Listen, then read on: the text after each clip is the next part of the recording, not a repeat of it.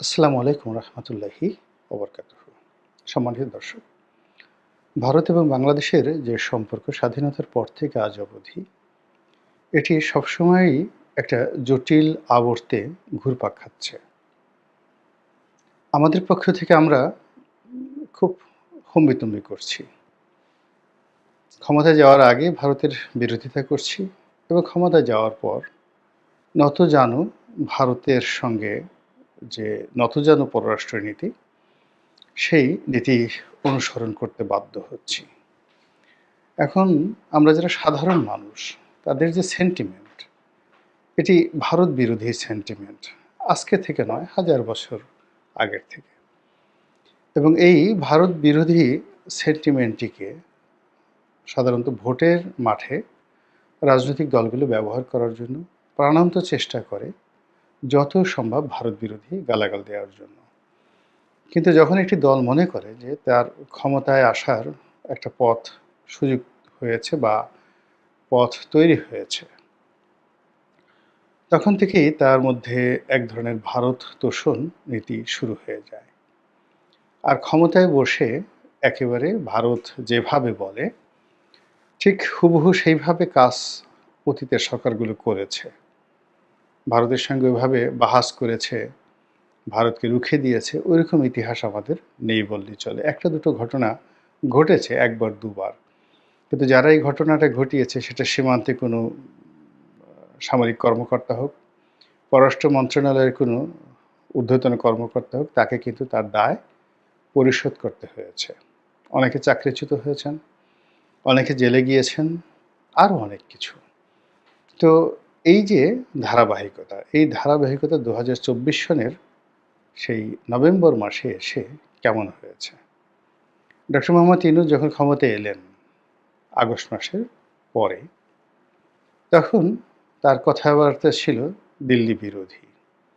এবং তিনি প্রথম কয়েকটি সাক্ষাৎকারে বাংলাদেশের পত্রপত্রিকার সঙ্গে, ভারতের নামকরা পত্রপত্রিকার সঙ্গে এবং কয়েকটি আন্তর্জাতিক মিডিয়া, সেখানে তিনি যে বক্তব্য দিয়েছেন, তাতে মনে হলো যে বাঙালি জাতি একজন শক্ত মেরুদণ্ডওয়ালা রাষ্ট্রনায়ক পেয়ে গেছে।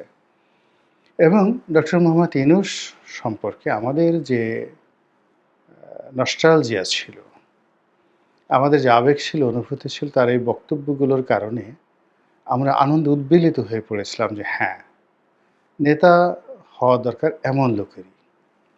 এতকাল আপনি কোথায় ছিলেন হে বর্ণলতা সেন? এতকাল শেখ হাসিনা আমাদের এই ক্ষতি করে গেল, এরশাদ সাহেব আমাদের এই ক্ষতি করে গেল, বঙ্গবন্ধু শেখ মুজিবুর রহমান এই ক্ষতি করে গেল, দেশের মানুষকে বিক্রি করে কেবলই ভারতকে দিয়ে গেল।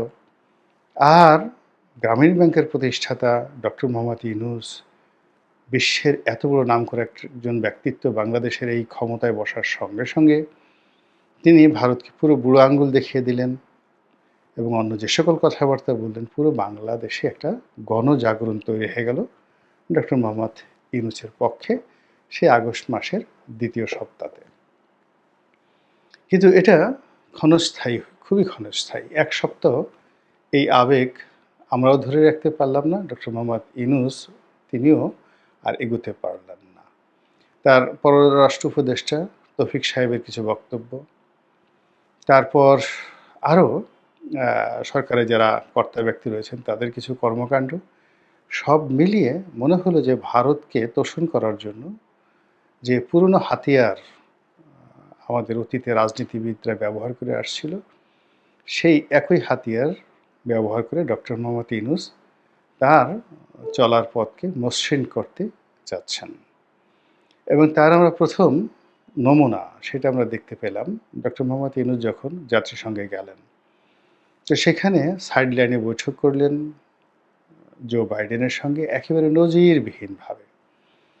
এবং তিনি যখন জাতিসংঘের সেই অধিবেশনে গেলেন, সেখানে বিশ্বের তাবৎ বড় বড় নেতারা বলতে গেলে ডক্টর মোহাম্মদ ইউনূসের প্রতি হুমড়ি খেয়ে পড়লেন। কেউ একটা ছবি তোলার জন্য, কেউ হ্যান্ডশেক করার জন্য, কেউ কোলাকুলি করার জন্য।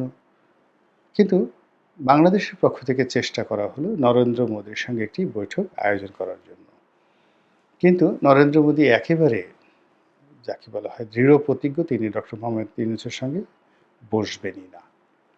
তো এই যে জাতিসংঘ থেকে ফিরে এলেন ডক্টর মোহাম্মদ ইউনূস, এরপর থেকেই তার যে ব্যক্তিগত জীবন, রাজনৈতিক জীবন সবকিছুতেই ক্রমশ কালো মেঘের যে ছায়া, সেটি স্পষ্ট থেকে স্পষ্টতর হতে থাকল। তিনি এরপর আরেকটি সম্মেলনে গেলেন, আজারবাইজানের রাজধানী। সেখানে যাওয়ার পর সেখানে আর তাকে নিয়ে হইচই হলো না। এমনকি বিশ্ব নেতারা যে সম্মুখ সারিতে বসেন, সেটিও তার কপালে জুটল না। এরপর তিনি বাংলাদেশে আসার পর একটার পর একটা রাজনৈতিক সংকট, প্রাকৃতিক বিপর্যয়, এরপর রাজনৈতিক অবিশ্বাস, প্রশাসনিক ব্যর্থতা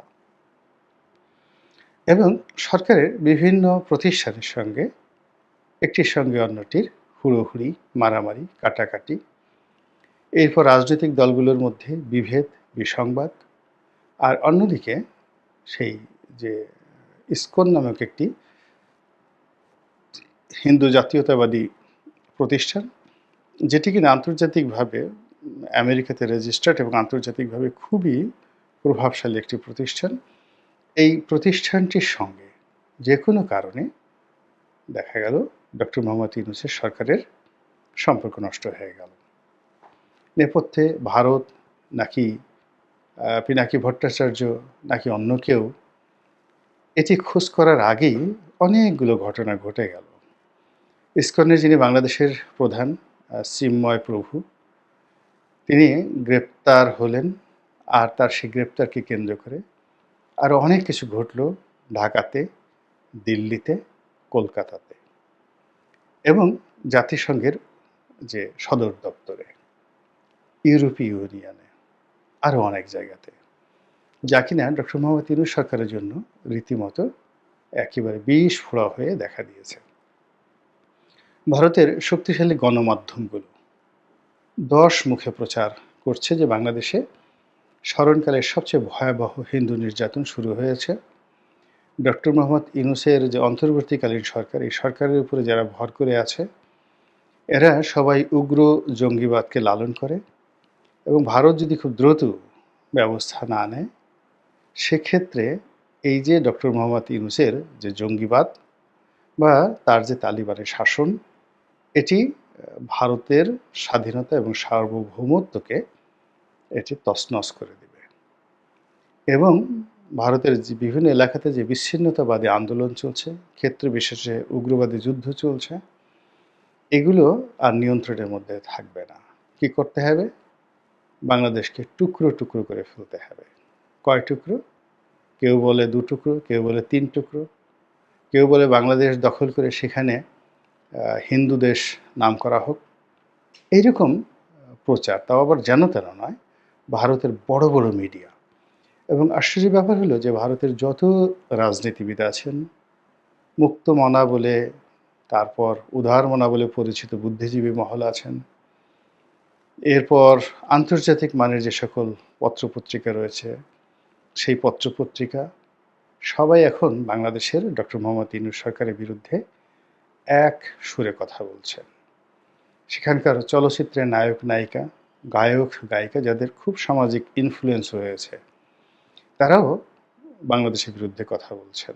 আবার চলচ্চিত্র নায়ক নায়িকাদের মধ্যে যারা পার্লামেন্টে আছেন, তারা কয়েক দফা এগিয়ে বা কয়েক ধাপ এগিয়ে একেবারে ডক্টর মোহাম্মদ ইউনূসের নাম ধরে ধরে খুবই আপত্তিকর বক্তব্য তারা প্রদান করে যাচ্ছেন। অন্যদিকে যে সকল ইউটিউবার রয়েছে ভারতের, এরাও খুবই প্রভাবশালী। তারা ভয় দেখাচ্ছে বাংলাদেশকে। এই চিকেন নেক, আমাদের যে 2টো চিকেন নেক রয়েছে, শিলিগুড়ি করিডোর রয়েছে, সেটা নিয়ে যাবে। তারপর আমাদের সীমান্তের ওপারে তাদের 1 ডিভিশন সৈন্য প্রস্তুত করা আছে, কামান রেডি করা আছে, এই সকল বিভিন্ন কথাবার্তা বলা হচ্ছে। এবং এর বিপরীতে আমাদের বাংলাদেশে যারা মিডিয়া আছে বা বাংলাদেশে যারা সোশ্যাল ইনফ্লুয়েন্সার আছে, তারা আসলে ওইভাবে কথা বলছেন না। কেননা কথা বলার জন্য যে মদত দরকার, শক্তি দরকার বা একটা রুট দরকার, এটি বাংলাদেশের মিডিয়াগুলো সরকারের পক্ষ থেকে পাচ্ছেন না।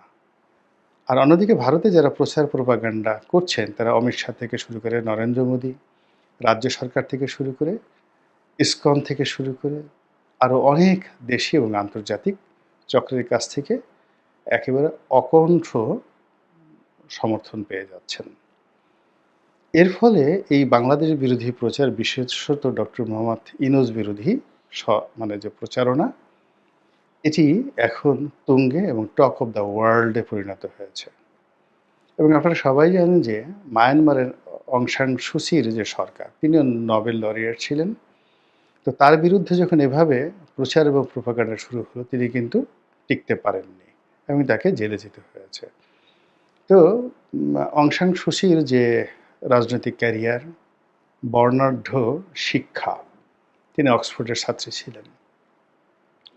তার রাষ্ট্র পরিচালনার অভিজ্ঞতা এবং তার পিতার যে ট্র্যাডিশন, তার পিতা ফাউন্ডিং ফাদার মায়ানমারের।